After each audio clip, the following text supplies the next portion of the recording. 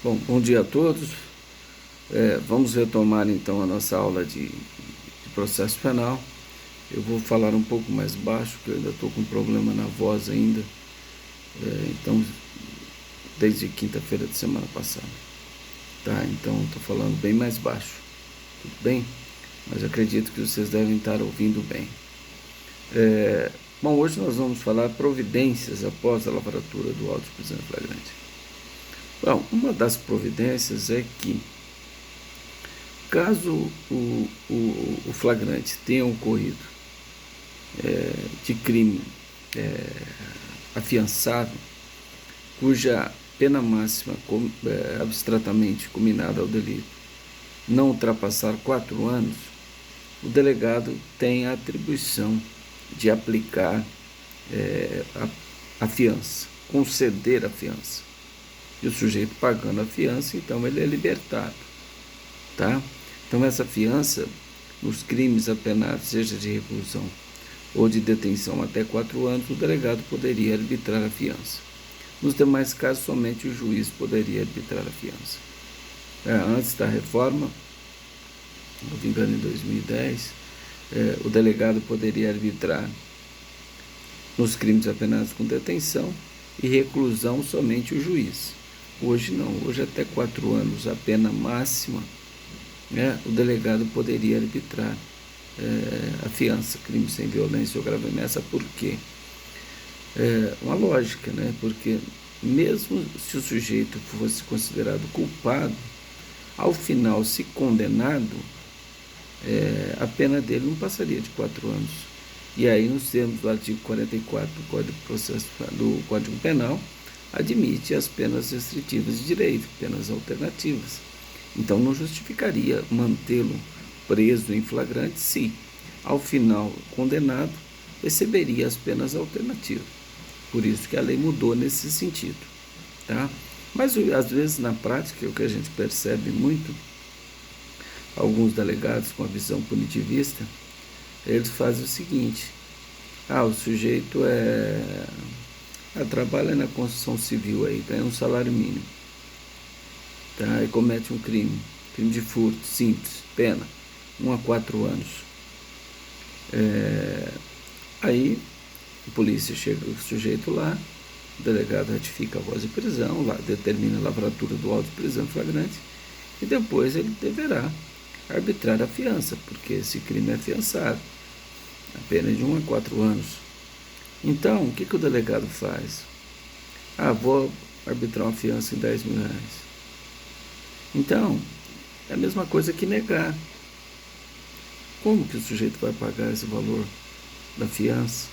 Essas condições financeiras, o sujeito ganha um salário por mês, tem família, como que ele vai pagar? Então, isso seria a mesma coisa que negar. Então, infelizmente, ainda tem delegado que pensa assim, porque a lei mudou. Não, o sujeito vai sair daqui tranquilamente da delegacia, não podemos admitir isso. Então, ele atribui o valor da fiança, que o sujeito não terá condições de pagar. Isso é a mesma coisa que negar. Então, não podemos admitir esse tipo de comportamento.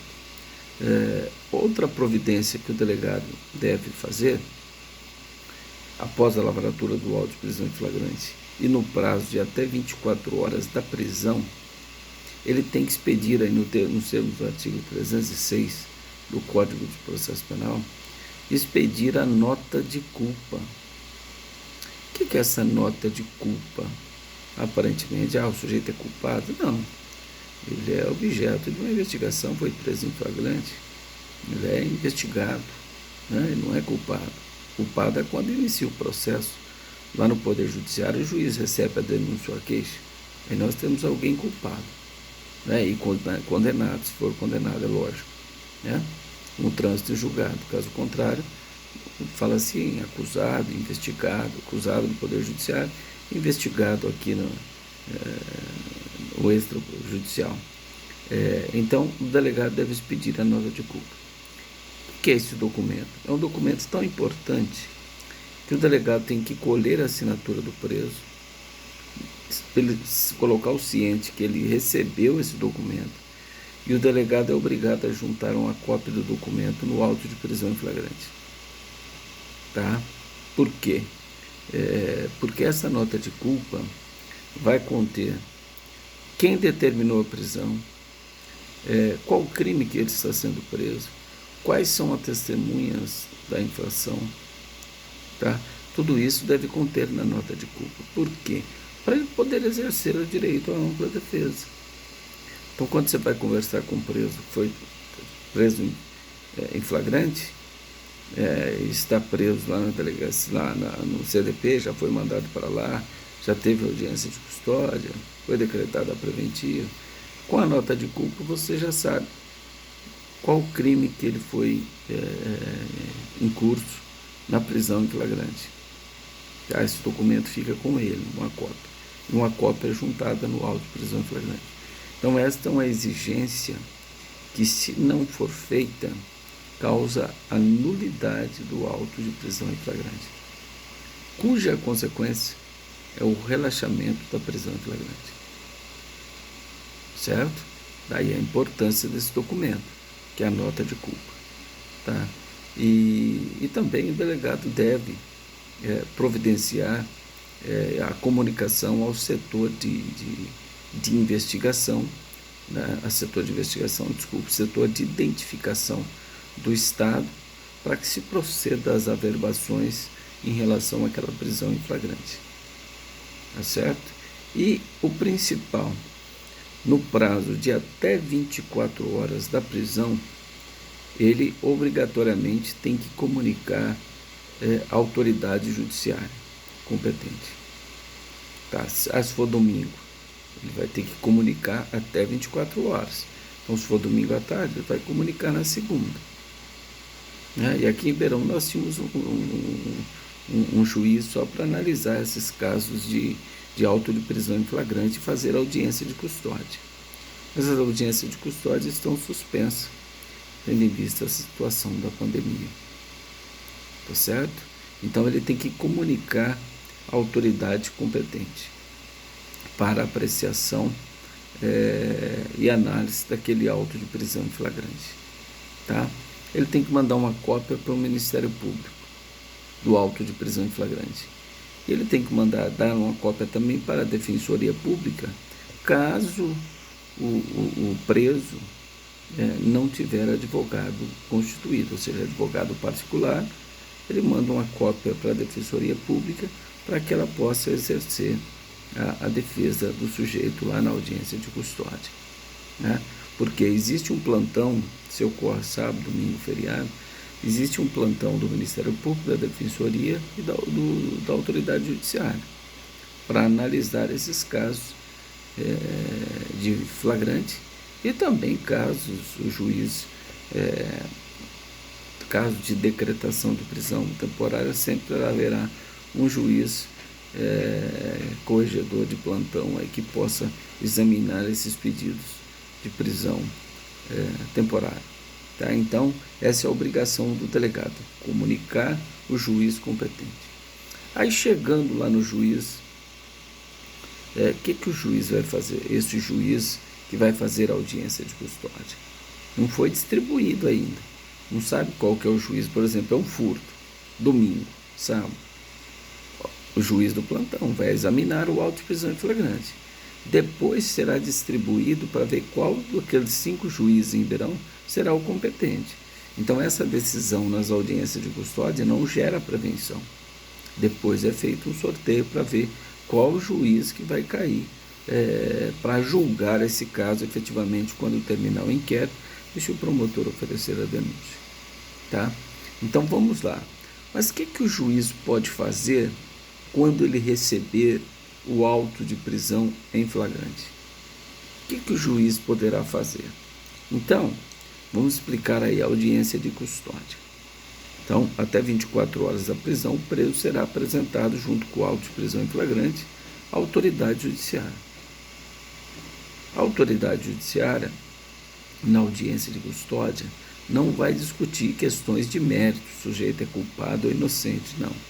Ela vai discutir a legalidade e a legitimidade da prisão. Ele vai perguntar, olha, como foi a prisão, se foi agredido, se foi torturado, se foi maltratado, como que foi, tá? Então ele vai verificar essas questões. Depois ele abre vista para o Ministério Público. O Ministério Público manifestar oralmente na audiência de custódia. O Ministério Público pode ser a favor da liberdade ou ser contra a liberdade. E aí a defesa manifesta também. A defesa vai fazer os pedidos que ela entender pertinente. E poderá a defesa, nesse momento, juntar documento. Por exemplo, o sujeito é empresário, ele junta o documento que prova que o sujeito é empresário, comprovante de residência. Se o sujeito cuida de filhos menores, vai juntar essa documentação. Esse é o momento que o advogado tem na audiência de custódia para juntar essa documentação para poder fundamentar o seu pedido aí para que o sujeito seja colocado em liberdade, tá? E aí vai para o juiz, naquele mesmo momento o juiz decide. Mas o que o juiz pode decidir? Ele vai decidir na forma do artigo 310 do Código de Processo Penal. Ou seja, ele vai, analisando o auto de prisão em flagrante e aquela argumentação das partes, ele pode entender que há uma nulidade no auto de prisão em flagrante, portanto, a prisão deve ser relaxada. A nulidade do auto de prisão em flagrante, ele relaxa a prisão. Por quê? A Constituição garante que a prisão ilegal será imediatamente relaxada pela autoridade judiciária competente. Lembra que aquele caso de Ribeirão, daquele comerciante que estava instigando os outros comerciantes a abrir o estabelecimento? Ele foi preso em flagrante. Os crimes do artigo, se eu não me engano, 268, 330, desobediência e mais outros crimes. Como ele era reincidente nessa prática aí de desrespeitar as normas sanitárias, o Ministério Público pugnou pela decretação da prisão preventiva dele. E o juiz simplesmente, analisando a questão, ele entendeu que aquela situação não era crime. E o flagrante, a prisão era ilegal, porque havia uma nulidade no flagrante, porque não se enquadrava em nenhuma das hipóteses do artigo 302. Portanto, ele determinou o relaxamento da prisão no flagrante. Tá? Por quê? Porque ele entendeu que o fato é atípico. Ninguém é obrigado a fazer ou deixar de fazer alguma coisa, senão em virtude de lei.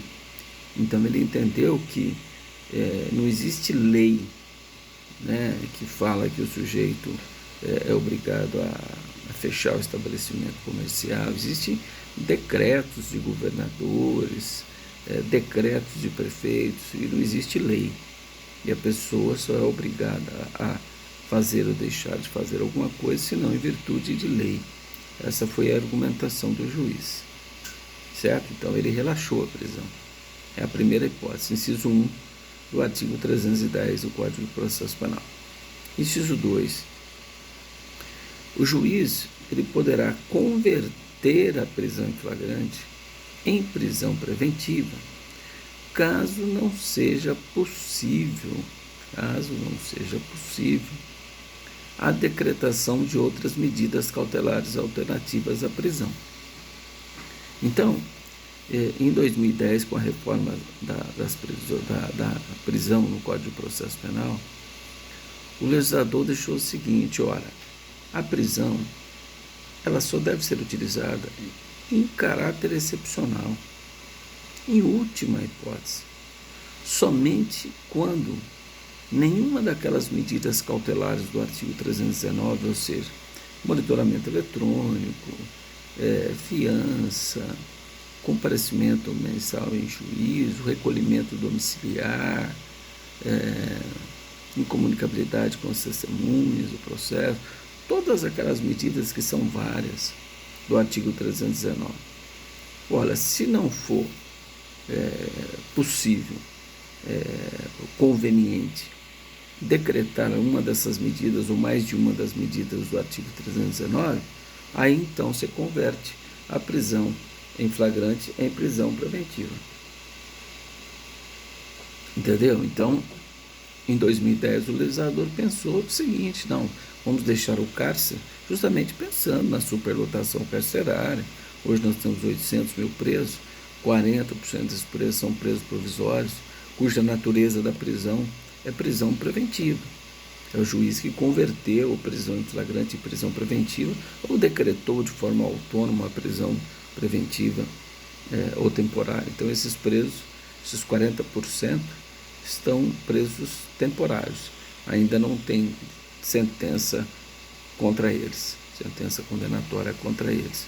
Então, justamente em 2010, o legislador pensou em deixar o cárcere somente para situações excepcionais. Tá? Mas o que acontece também? O juiz fala assim: não, então tá bom, eu não vou decretar, não vou converter o prisão em flagrante em prisão preventiva, nos termos do artigo 2º do 310, no inciso 2º do artigo 310, e vou conceder 2 medidas cautelares alternativas: comparecimento mensal em juízo, recolhimento domiciliar, ou seja, a partir das 10 horas você não pode sair na rua, tudo bem. Só que aí o juiz pensa: bom, se eu fizer isso, será que o Estado vai ter como fiscalizar? Será que a polícia vai bater lá na casa do sujeito meia-noite, ver se ele está em casa? Será que ele vai conseguir? Então tem juízes que têm visão punitivista também, pensando: olha, se eu fizer isso, não vai ter efetividade, então eu vou mandar ele para o cárcere. Eu vou converter a prisão em flagrante em prisão preventiva. E nesse momento, quando ele decreta a prisão preventiva, nós vamos estudar depois, nós verificamos que não tem todos os pressupostos para a decretação da prisão preventiva, não se exige todos os pressupostos, que são indícios de autoria, materialidade. Ele entende que somente existindo o periculo in mora e o fumus bonius, ou seja, que seja necessário para a garantia da ordem econômica, garantia da ordem pública, conveniência da instrução criminal para a aplicação da lei penal, futura aplicação da lei penal, para o sujeito não se furtar a aplicação da lei penal. Então, nesse momento, o que o juiz vai verificar para decretar a prisão preventiva é se existe o periculo in mora e o fumus bonius. Pronto. Se existiu, ele converte a prisão em flagrante em prisão preventiva, não sendo possível ou viável ou conveniente decretar medidas cautelares alternativas à prisão preventiva. Tá certo? Lembra que eu falei para vocês, então, aquela parte histórica, que a prisão em flagrante ela desaparece no prazo de até 24 horas? Ela desaparece. Por quê? O juiz, ou ele relaxa a prisão, considerando a nulidade no auto de prisão em flagrante, ou ele converte a prisão em flagrante em prisão preventiva, ou ele aplica as medidas cautelares alternativas à prisão. Então a prisão em flagrante desapareceu. Então por isso que quando eu defini, eu falei que ela não tem mais natureza cautelar, porque ela tem um prazo exíguo de duração, de até 24 horas. Então a natureza jurídica, os doutrinadores entendem que é pré-cautelar ou subcautelar, mas antes não. Antes o sujeito estava preso, aguardando a sentença 6 meses. Você perguntava, e foi preso em flagrante. Aí daí 6 meses você perguntava, qual que é o título da prisão? Por que ele está preso? Porque ele foi preso em flagrante, então ele continua preso. Qual que é a natureza da prisão? Em flagrante. Passou 1 ano, saiu a sentença, está preso. Qual que é o título da prisão? Em flagrante. Ele era condenado. O juiz negava o direito dele recorrer em liberdade. Qual que era o título da prisão? Prisão em flagrante. Então hoje não existe mais isso. Hoje, com o artigo 310, a prisão em flagrante vai morrer. Ela nasce ali com a prisão e até 24 horas após a prisão ela desaparece. O sujeito só vai ficar preso, só existe a prisão preventiva. Porque a prisão temporária é uma prisão para investigação, decretada durante o inquérito policial em determinados crimes graves, quando for imprescindível para a investigação, ou o sujeito não tiver residência fixa ou não apontar elementos para sua identificação. em determinados crimes cujo rol é taxativo. Tá certo? Entenderam essa questão histórica, como que era e como é hoje, a diferença? Então, hoje, se chegar um cliente aqui, ó, falar, chegou uma esposa, ó, meu marido está preso há 1 ano. Eu já sei que a natureza da prisão dele é cautelar, não existe outra. Porque a temporária, se fosse para investigação, ela é 5 dias prorrogados por mais 5 dias. E se for crime de honra, 30 dias prorrogados por mais 30. Depois ela tem que desaparecer. Então, se ele está preso 1 ano, qual que é o título da prisão? Eu sei que é prisão preventiva. Não preciso olhar nenhum documento. Se ela falar que ele está preso há 6 meses, eu já sei que o título da prisão é preventivo. Não existe outro. Tá certo? Tudo bem?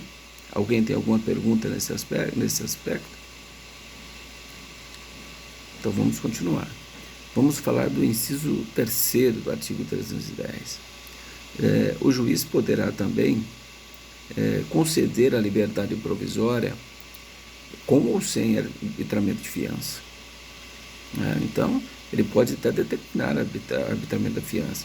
Se o sujeito tiver condições econômicas e a gravidade do crime, ele pode estabelecer uma fiança ali, porque fiança é caução. É uma garantia que o sujeito vai responder o processo e cumprir todas as obrigações processuais. Senão a fiança pode ser quebrada, ele pode perder metade ou a totalidade do valor da fiança. Tá? Por quê? Porque fiança é caução, uma garantia para que ele responda ao processo em liberdade. Agora, se o sujeito for pobre, o juiz vai conceder a liberdade provisória sem arbitramento de fiança, impondo obrigações. O sujeito vai ter que comparecer mensalmente em juízo, não pode frequentar bares, a partir das 10 horas tem que estar em casa, domingo não pode deixar a residência. Todas essas obrigações o juiz pode impor, mas ele concede a liberdade provisória sem o arbitramento da fiança. Certo? Então, são 3 hipóteses que o juiz pode decidir, só reprisando. Reconhecer a nulidade do auto de prisão em flagrante e relaxar a prisão em flagrante, inciso 1. Converter a prisão em flagrante em prisão preventiva, caso não seja possível a aplicação das medidas cautelares do artigo 319. 3º, conceder a liberdade provisória com ou sem arbitramento de fiança. Certo? E parágrafo 1º do artigo 310. Quando o juiz verificar que o sujeito, de acordo com o que existe ali de concreto nos autos da prisão em flagrante, que o sujeito tenha praticado o crime amparado por uma das causas excludentes da ilicitude, poderá, né? No entanto, que ele deverá conceder a liberdade provisória. Então, se existem elementos que indicam que o sujeito cometeu o crime amparado pela legítima defesa, pelo estado de necessidade, pelo estrito cumprimento do dever legal ou por exercício regular de um direito, né? Nesse caso, então, ele tem o direito de aguardar o julgamento em liberdade. Tá? O juiz deverá conceder a liberdade provisória para que ele responda o processo em liberdade. Né? Isso não está caracterizado, não significa que isso vai ser reconhecido. Por exemplo, se é um homicídio, significa que o júri vai absolvê-lo, mas naquele momento o juiz verificou que há pelo menos indícios que o sujeito tenha agido amparado por uma excludente da ilicitude. Então, nesse caso, ele defere para que o sujeito aguarde o julgamento em liberdade, não adentrando no mérito da questão, mas em preliminar ele vê que, olha, há indícios que o sujeito tem agido em legítima defesa, então eu vou autorizar ele responder o processo em liberdade. Tá certo? Esse é o parágrafo 1º do artigo 310. Peço para vocês que acompanham as aulas com o código, vocês me ajudarem na leitura. Quem pode ler aí o artigo 310, parágrafo 2º, onde terá uma liberdade provisória, será proibido o juiz conceder a liberdade provisória ou medidas cautelares do artigo 319. Em que situações?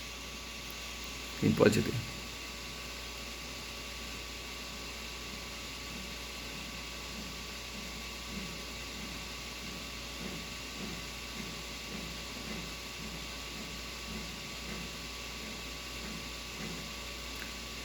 Então, nesse caso, é interessante que o legislador proibiu o juiz de conceder a liberdade provisória.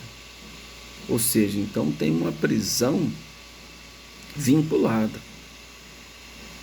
Se o sujeito pertence à milícia ou organização criminosa, utilizou arma de uso restrito ou raspada, numeração raspada, o juiz está proibido de conceder liberdade provisória ou medida cautelar.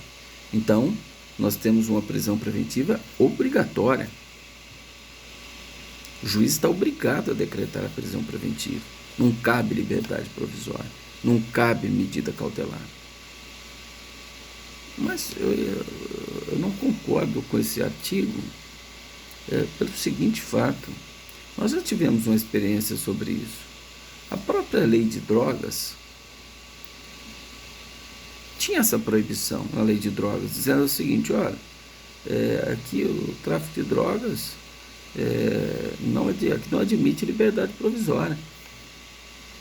O próprio Estatuto do Desarmamento tinha um caso, ao engano, artigo 21, por ali, não admitia liberdade provisória. E o Supremo analisou essas questões.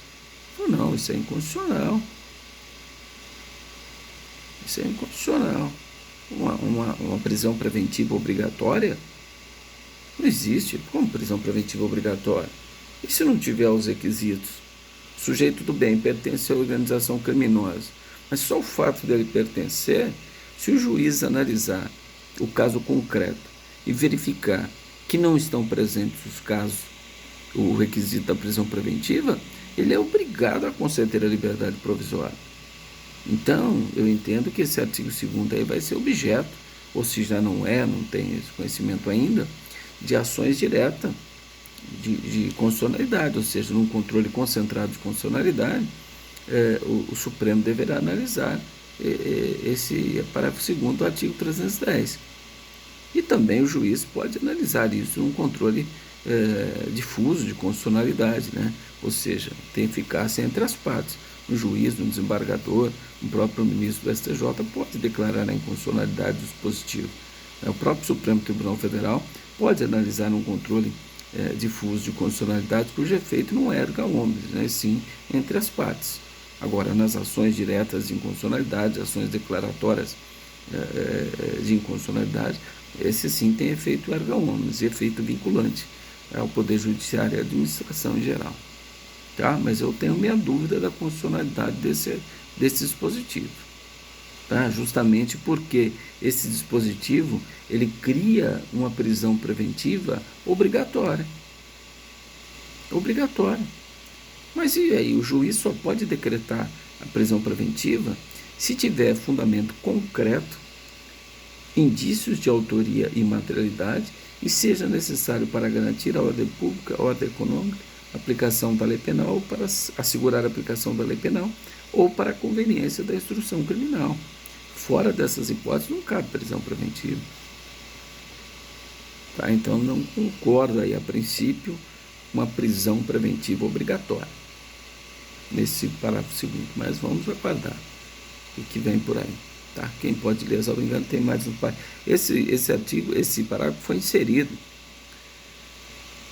pela lei anticrime, se não me engano, a 13.464/2009, a lei do Moro, no projeto anticrime, que entrou em vigor em 23/1/2020, ela é de 2019, entrou em vigor 23 de janeiro de 2020, tá? Que é a lei anticrime. Tudo bem? Quem pode ler? Tem um parágrafo 3º aí.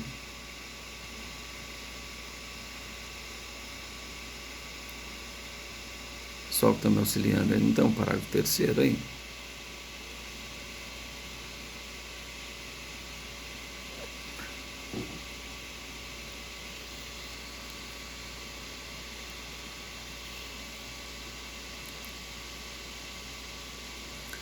Tá, então nós temos aí a questão da audiência de custódia, retardar a comunicação do juiz sem prazo justificado, né? E vamos ler o parágrafo 4º, então a gente já fala da audiência de custódia um pouquinho, por gentileza.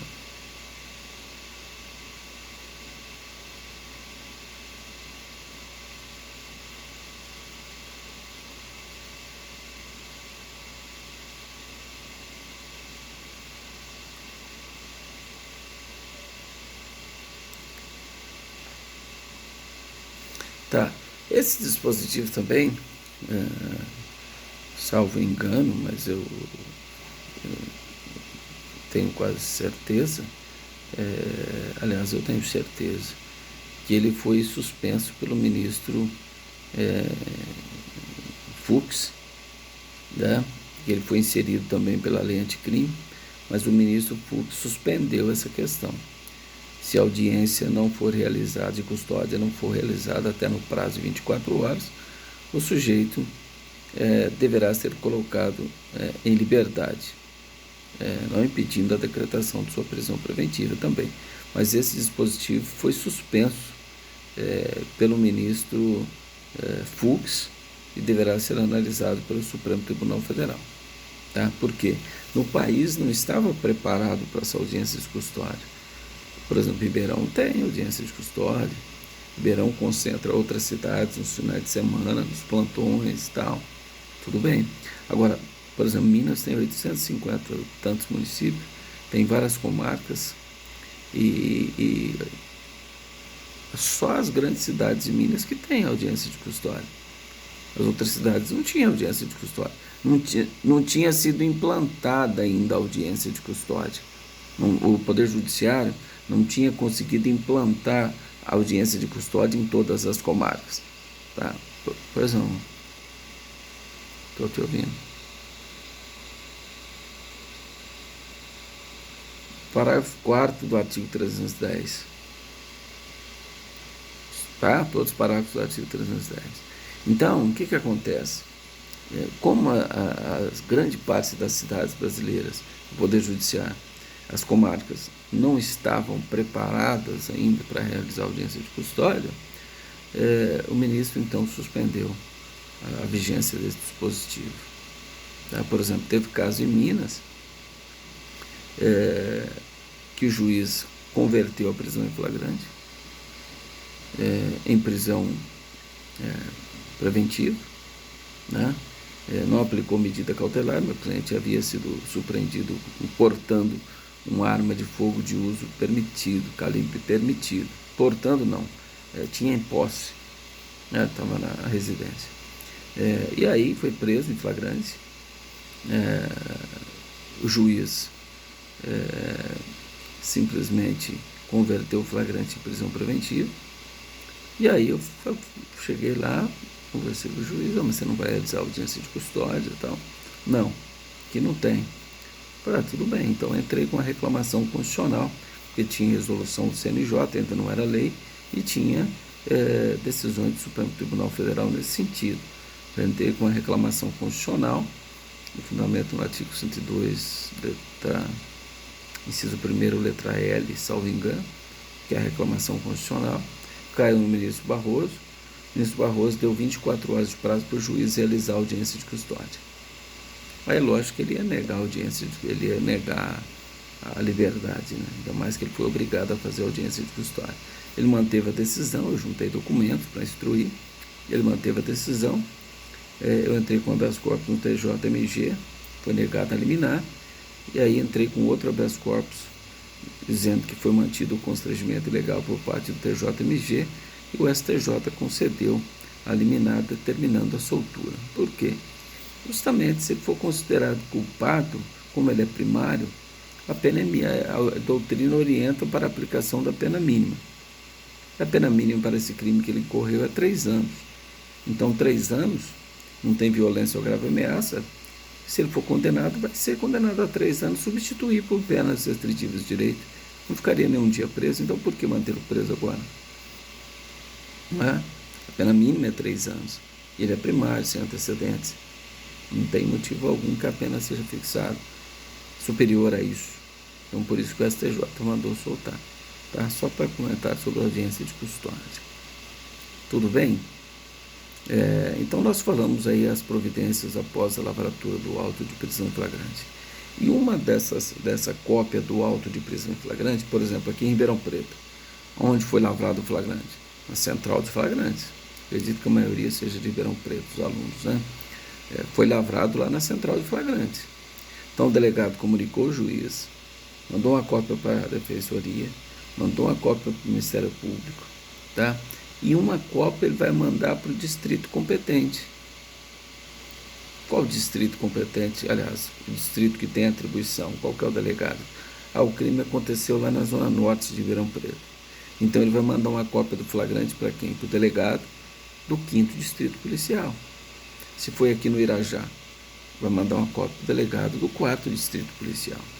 E aí, através do auto de prisão em flagrante, ele inicia o inquérito policial. Certo? Tudo bem? Então nós encerramos essa parte de prisão em flagrante, auto de prisão em flagrante, lavratura do auto de prisão em flagrante, providências após a lavratura do auto de prisão em flagrante. Certo? Tudo que eu falei aí está no artigo, do artigo 302, né, até o artigo 310, o artigo 302 ao artigo 310 do Código de Processo Penal. Tudo que nós falamos sobre prisão em flagrante, auto de prisão em flagrante, providências, está nesses artigos referenciados, 302 ao artigo 310 do Código de Processo Penal. Tudo bem? Então, só recapitulando, nós falamos todas as formas de dar início ao inquérito policial. Já estudamos todas. Na ação penal pública, ele poderá ser indiciado através do auto de prisão em flagrante, através de requerimento da vítima, público incondicionado, através da vítima ou seu representante legal, através de requisição do juiz, através de requisição do promotor, ou através de ofício, através de portaria. Certo? Ação penal pública condicionada à representação. O inquérito policial será iniciado mediante a representação da vítima ou seu representante legal. Nos crimes de ação penal pública condicionada à requisição do ministro da Justiça, o inquérito policial será instaurado mediante a requisição do ministro da Justiça. Nos crimes de ação penal privada, o inquérito policial será instaurado através de requerimento da vítima ou quem tem a qualidade para intentá-lo, nos termos do artigo 5º, parágrafo 5º do Código de Processo Penal. Tudo bem? Falamos então todas as formas de dar início ao inquérito policial. Tá? Alguém tem alguma pergunta? A gente não terminou o inquérito ainda. Nós vamos partir agora para o encerramento do inquérito. Mas alguém tem alguma pergunta nisso que foi dito até agora? Então, podemos continuar? Então vamos lá. Agora nós vamos falar, continuando o inquérito policial, quando o delegado instaurou o inquérito policial, está conduzindo as investigações, e ele chegar no momento que ele está certo da autoria ou da participação daquele indivíduo investigado, ele vai fazer o quê? Ele vai fazer o formal indiciamento. Então ele faz o indiciamento da pessoa. A partir de agora, a pessoa o investigado, é imputado ali contra ele aquela infração penal. Então o delegado chegou a essa convicção. Então ele indicia. Indicia é cadastrar no setor de investigação e colher o interrogatório do investigado, que agora pesa contra ele a autoria ou participação daquela infração penal. Então ele vai ser formalmente indiciado, tá? E é registrado no setor de identificação do Estado que ele foi indiciado. O delegado vai tipificar o comportamento dele, né? E fazer o formal indiciamento e o interrogatório dele. O interrogatório dele tem que observar as regras do interrogatório judicial, que nós já falamos, do artigo 185 ao artigo 196 do Código de Processo Penal, que rege sobre o interrogatório. Tá? É preciso do advogado? É necessário que tenha advogado presente? Não. Não é necessário. O advogado pode estar acompanhando o seu cliente? Lógico que sim. Velando pela legalidade, né? Pelo princípio que rege, né? Para que não haja nenhum abuso por parte da autoridade policial. E para requerer o que entender de direito perante o Poder Judiciário em relação ao comportamento do delegado durante a investigação e aos direitos do seu constituinte. Certo? Então, fez o indiciamento, o delegado vai determinar a identificação, então é feita a identificação criminal, e nós temos na Constituição um princípio que fala, no artigo 5º, o civilmente identificado não será identificado criminalmente. Mas esse princípio é relativo, né? Não é absoluto. Tá? Tem lei, por exemplo, a lei de 2009, salvo engano, a lei 12.037, 2009, por aí. Ela determina, mesmo que o sujeito tenha identificação civil, ele será identificado criminalmente. E o Supremo já falou sobre isso. Quem lê a súmula 568 do Supremo Tribunal Federal, por gentileza? 568.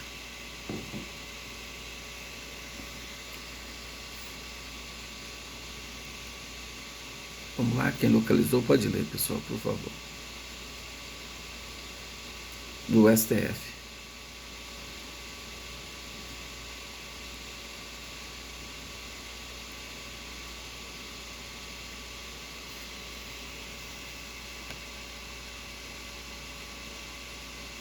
Certo? Então, o próprio Supremo já falou sobre a relativização dessa garantia constitucional descrita no artigo 5, entendendo que não é absoluto e os princípios constitucionais não são absolutos, nós temos que relativizá-los. Né? Por quê? De repente, um contraste entre um direito individual e um direito coletivo deve prevalecer o interesse da sociedade em prol do interesse individual. Isso é um princípio dos valores contrastantes. Né? Então, nesse caso, não há nenhum constrangimento ilegal. Tá? Mas eu entendo assim, não pode ser desprezado. Né? O sujeito conhecido na cidade comete uma apropriação indébita, o sujeito foi um político conhecido, um advogado, um médico, um dentista conhecido na cidade, o delegado determina a identificação do datiloscópio, identificação criminal e identificação do datiloscópio, impressões digitais. Né? Entendo que caracteriza um constrangimento ilegal, porque não havia necessidade, o sujeito apresentou o RG ou a carteira de habilitação do órgão do qual ele pertence, Conselho Regional de Medicina, ou a carteira de habilitação, o RG, né? Mas mesmo assim, para humilhar a pessoa, determina a identificação do datiloscópio. Entendo que, se está na Constituição, nós não podemos desprezar. Tudo bem que o Supremo Tribunal Federal relativizou, porque na forma da lei, diz lá, o civilmente identificado não será identificado criminalmente na forma da lei. Então, a lei pode disciplinar, disciplinou. Por exemplo, crimes hediondos, crimes de gravidade, todos eles são feitos. Crimes contra a dignidade sexual são feitos a identificação criminal, a identificação do datiloscópio, mesmo o sujeito tendo identidade civil. Tá? Na Polícia Federal, falei, ela é eletrônica, né? Você coloca o dedo lá como se fosse no computador, né?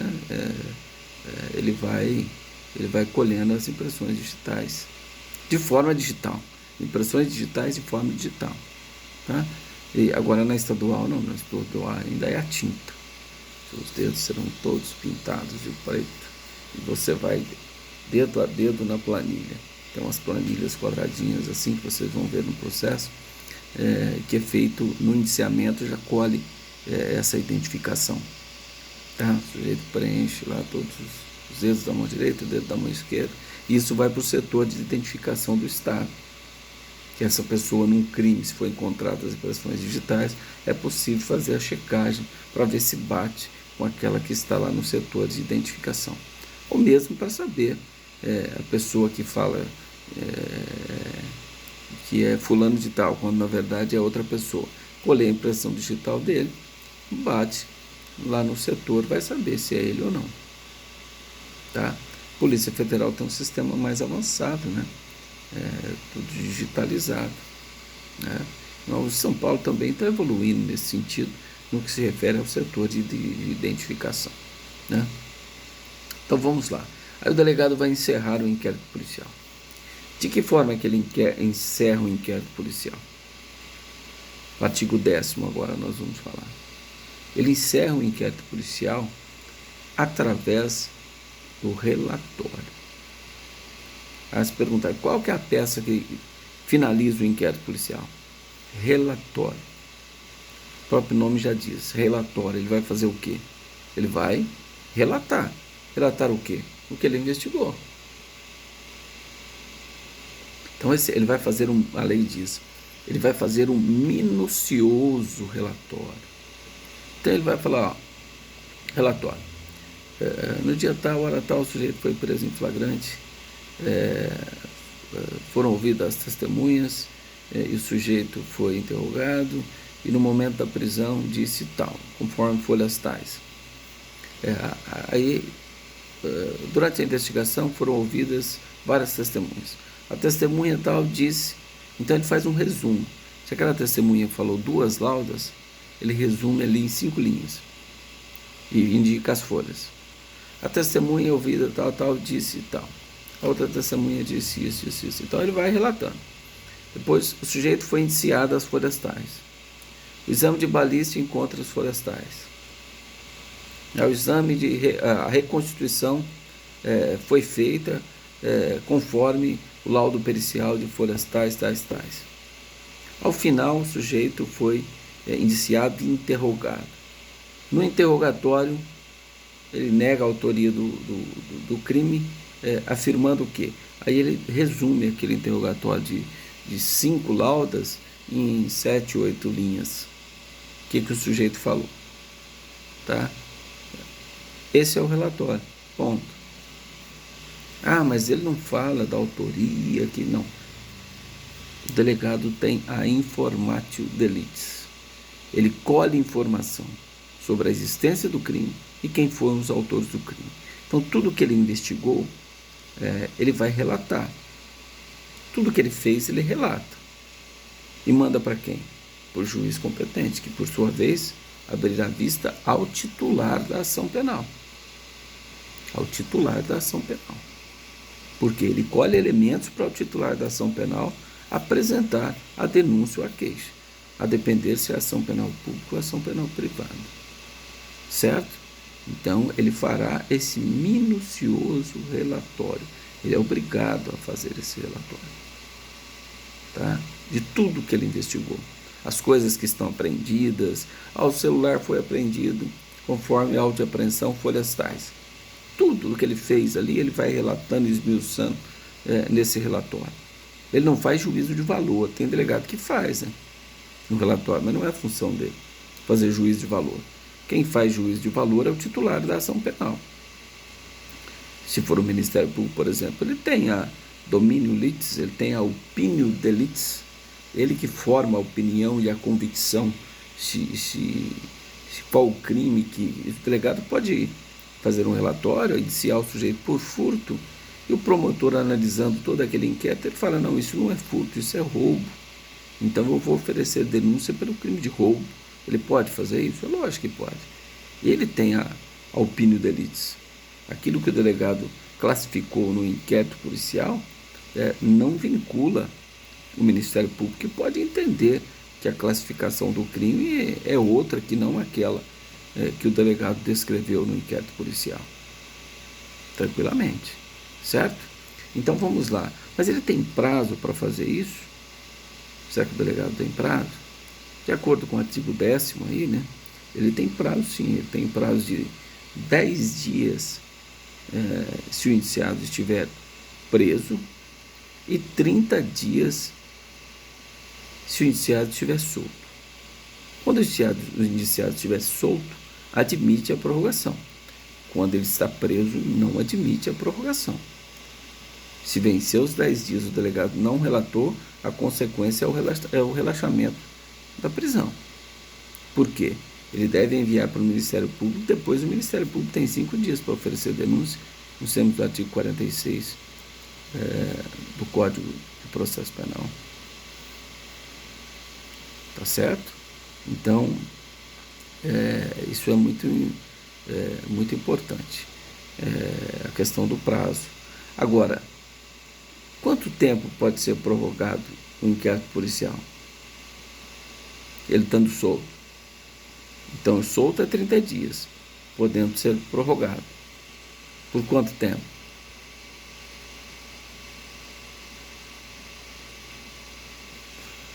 Vamos lá, pessoal. Quem responde? Por quanto tempo?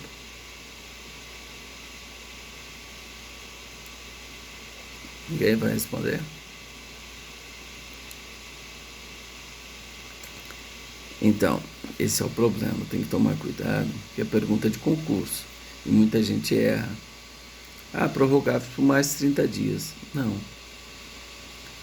Podendo ser prorrogado a critério do juiz. Isso aí no artigo 10º, parágrafo. É o juiz que vai determinar. O delegado pede a prorrogação devidamente fundamentada, o juiz fala, abre vista para o MP. O MP, sugira a prorrogação por 60 dias.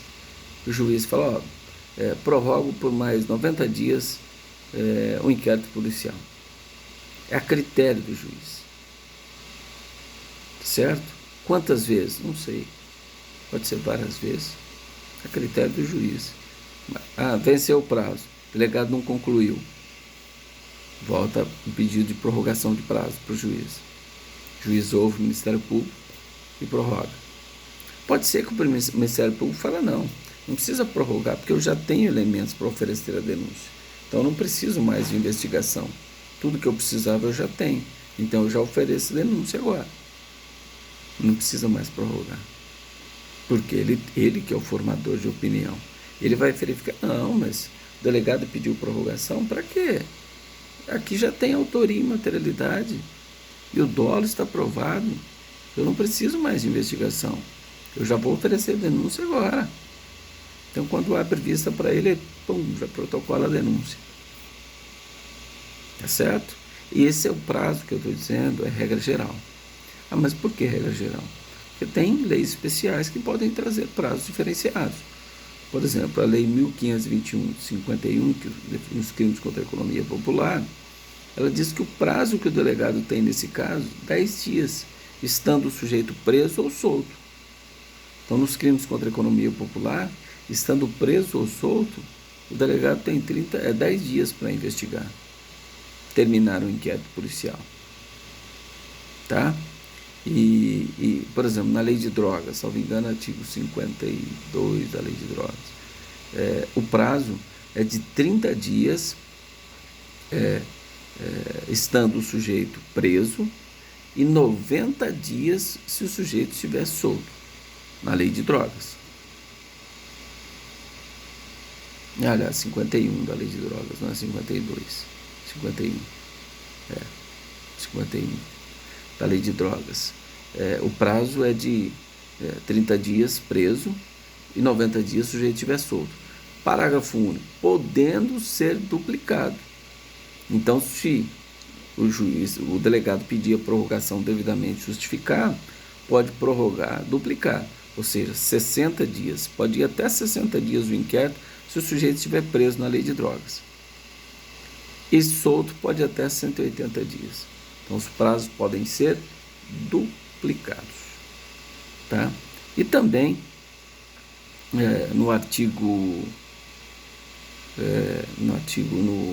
na lei 5.010 de 66, que define a organização da Justiça Federal, que trata toda a organização da Justiça Federal, ela diz o seguinte, que lá o inquérito policial, nos crimes de competência da Justiça Federal, o inquérito réu preso, 15 dias prorrogáveis por mais 15 dias. Então, quando eu falo prorrogáveis, deve ter um pedido anterior devidamente justificado. Tá? Então, 15 dias prorrogáveis por mais 15 dias, e o sujeito estando solto, 30 dias de prazo, que o delegado tem para finalizar o inquérito, relatar o inquérito policial. Certo? Tudo bem? Então, o que nós falamos de 10 dias e 30 dias é a regra geral. Se perguntar qual é o prazo para o encerramento do inquérito policial? Bom, regra geral, porque regra geral É o que está no Código de Processo Penal. Por isso que eu falo regra geral. 10 dias e 30 dias. Estando solto, podendo ser prorrogado a critério do juiz. As leis especiais podem trazer prazos diferenciados? Sim. Como que se conta esse prazo? É um prazo processual. Mirabete até sustenta que a contagem seria direito material. Não. A contagem é prazo processual. Exclui-se o dia inicial no cômputo do prazo que o delegado tem.